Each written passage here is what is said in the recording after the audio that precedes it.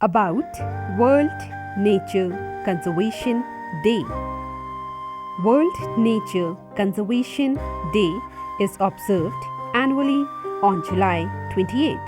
It is observed to spread awareness about protecting natural resources. It also makes people understand the importance of the conservation of nature. The main reason for celebrating this day is to conserve animals and plants that are going extinct from the natural environment.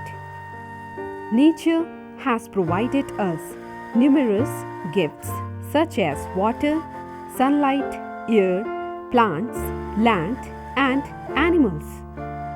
There are so many threats to nature like deforestation, illegal wildlife trade, pollution, and a lot more.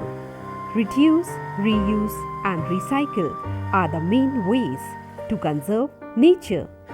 Every individual must take charge in protecting the environment from conserving nature and all natural resources.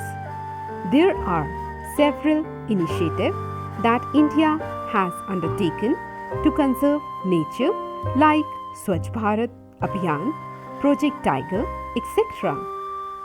On this day, let's make an effort to conserve nature around the world.